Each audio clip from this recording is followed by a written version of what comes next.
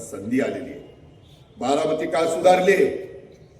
सातत्याने मी जे जे उमेदवार उभे केले बारामतीकरांनी जातीचा, पातीचा, नात्याचा, गोत्याचा, भावकीचा कसलाही विचार केला नाही आणि दादांनी दिलेल्या उमेदवाराला बटन दाबायचं. त्याच्यामुळे मला हुरूप येतो. म्हणून मी किती रात्री उशिरा आलो तर पहाटे 5 ला उठतो, 6 ला कामाला लागतो. कोण पुढाकरता करत नसता, त्याचा विचार नीटपणे करा. आणि आता माळेगावकरांनो, सर्वसामान्य इथं समाज पण मोठ्या प्रमाणावर राहतो. माझी त्यांना आग्रहाची विनंती आहे, उद्याच्या 5 वर्षाच्या करता आपलं, आता तर इथं आम्ही दोघंही आहे, देवेंद्रजी पण आहेत आणि मी पण आहे, त्याच्यामुळं कुठलाही प्रश्न नाहीये, कुठलीही अडचण नाहीये.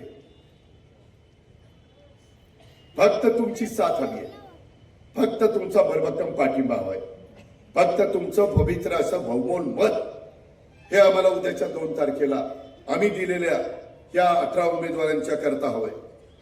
तीच विनंती करण्याच्या करता मी आलो, पुन्हा आलोय.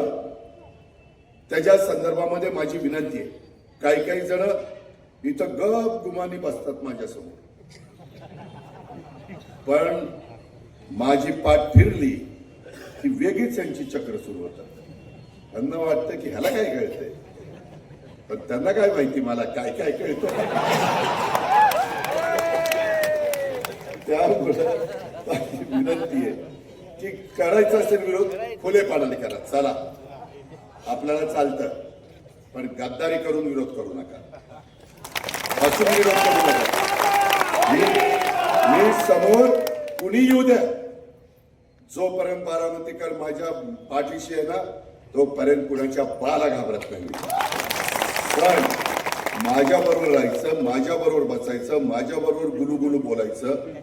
मला सांगायचं इथं असं आहे, तिथं तसं आहे, ह्या वॉर्डात त्याला सांगा, त्या वॉर्डात त्याला सांगा, आणि तो काय करतो हे नाही चालणार. मला सगळ्यांची सगळी इतंभूत माहिती आहे.